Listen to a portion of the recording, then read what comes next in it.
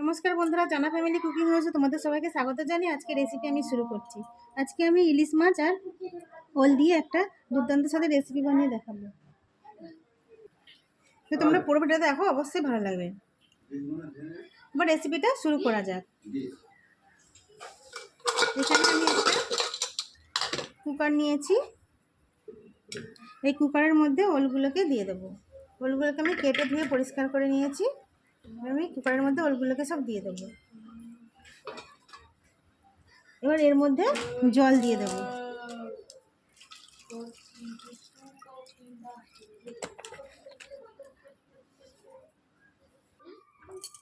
এর মধ্যে আমি দিয়ে দেবো স্বাদ মতো নুন, আর দিয়ে দেবো অল্প করে একটু হলুদ।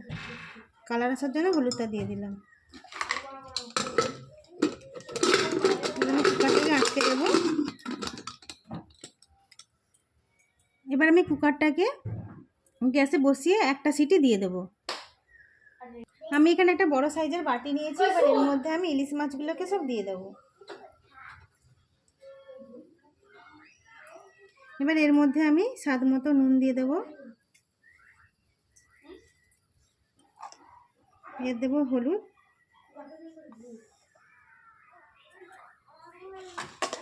এবার আমি এটা দিয়ে দেবো লঙ্কার গুঁড়ো। একটু ঝাল ঝাল হওয়ার জন্য আমি একটু বেশি করে লঙ্কার গুঁড়ো দিচ্ছি।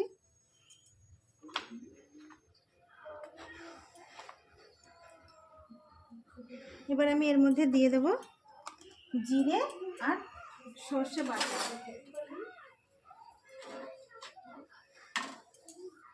আমি এখানে জিরে সর্ষে বাটাটা দিয়ে দিলাম।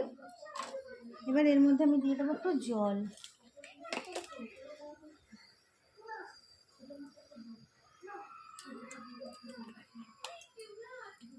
আর এতে আমি দিয়ে দেবো একটু সরিষার তেল।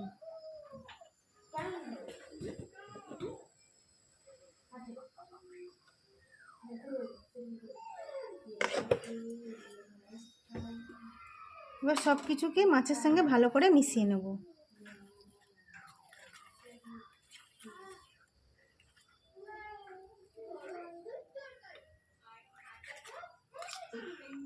এইভাবে ইলিশ আর ওল ভাপা একসঙ্গে বানালে খুব কিন্তু টেস্টি হয়। আজকে তোমরা সবাই জানো ভাদ্র মাসের প্রথম রবিবার মানে গ্রাম বাংলার ওল খেতে হয়। তার জন্য তোমাদের কাছে নতুন একটা রেসিপি নিয়ে চলে এসেছি, ওল আর ইলিশ ভাপা। তো আমি কেন জানি না গ্রাম বাংলায় ভাদ্র মাসের প্রথম রবিবার মানেই ওল খেতে হয়। তো তোমরা যদি জানো প্লিজ আমাকে কমেন্ট করে জানিও কেন এই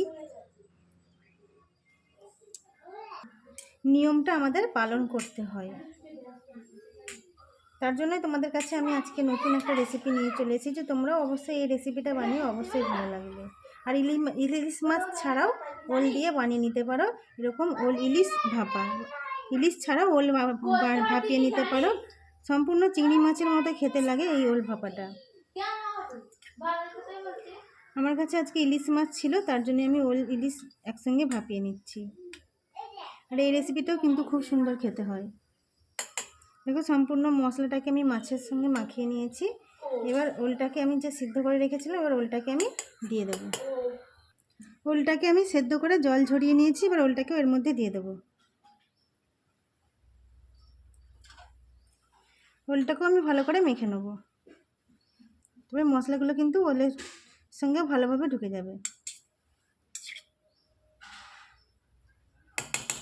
এর মধ্যে আরও একটু জল লাগবে।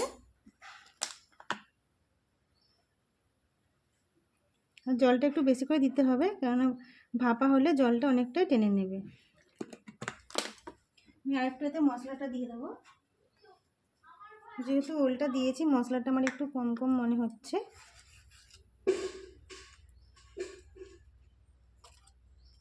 দেখো দেখেই মনে হচ্ছে মশলাটা একটু কম কম। আমি এর মধ্যে আর একটু অল্প পরিমাণে একটু মশলা দিয়ে দেবো।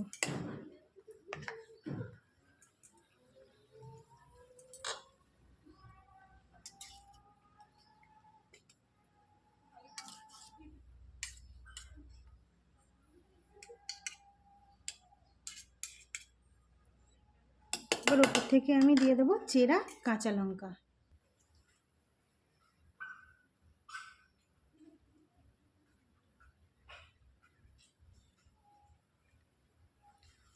ওলগুলোকে কিন্তু একদম সম্পূর্ণ সেদ্ধ করে নিতে হবে, তা নাহলে কিন্তু ওলগুলো শক্ত থেকে যেতে পারে। ওলগুলো কিন্তু আমি ভালোভাবে সেদ্ধ করে নিয়েছি। এবার আমি ভাপে বসিয়ে দেবো।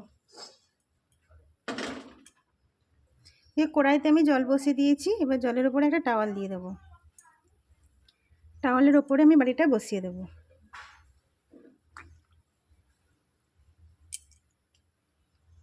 এবার আমি বাটির মধ্যে একটা চাপা দিয়ে দেবো। এবার কড়াইতে একটা চাপা দিয়ে দেবো। এবার আমি ভাপে বসিয়ে রাখবো আধা ঘন্টার মতো। আধা ঘন্টা আমি ভাপে বসে রেখেছিলাম, আধা ঘন্টা পর ফিরে আসছি।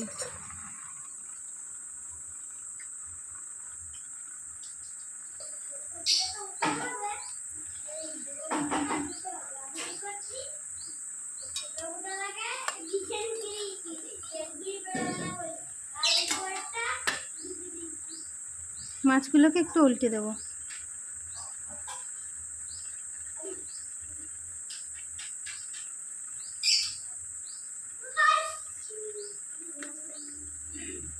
একদম হালকা হাতে সাবধানে উল্টাতে হবে, এই সময় কড়াইটা প্রচুর গরম থাকে।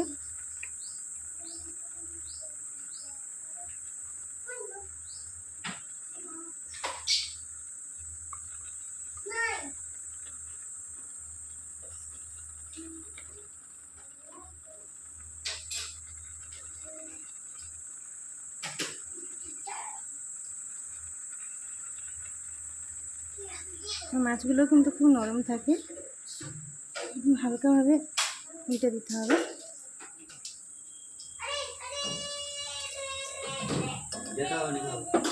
আবার এটা আমি চাপা দিয়ে দেবো। আবার 10 থেকে 15 মিনিটের মতো ভাপে রেখে দেবো। ইলিশ মাছ আর ওলটাকে আমি একদম ঠান্ডা করে নিয়েছি। দেখো ঠান্ডা করেই তোমাদেরকে দেখাচ্ছি। কত সুন্দর লোভনীয় হয়েছে, আর খেতেও কিন্তু খুব দুর্দান্ত হয়েছে, খুব টেস্টি হয়েছে। এরকম ইলিশ আর ওল ভাপাও তোমরা বানিয়ে নিতে পারো। ইলিশ ছাড়াও এইভাবেই ওল ভাপা বানিয়ে নিতে পারো। ওল ভাপাও কিন্তু খুব সুন্দর টেস্টি হয়। আজকে আমার এই ইলিশ আর ওল ভাপা রেসিপি যদি তোমাদের ভালো লাগে থাকে প্লিজ লাইক কমেন্ট শেয়ার করে দিও, আর অবশ্যই চ্যানেলটিকে সাবস্ক্রাইব করে দিও, আর পাশের বেল আইকনটি অবশ্যই বাজিয়ে দিও। প্রথম কোনো ভিডিও আপলোড করলেই তোমাদের কাছে চলে যায়।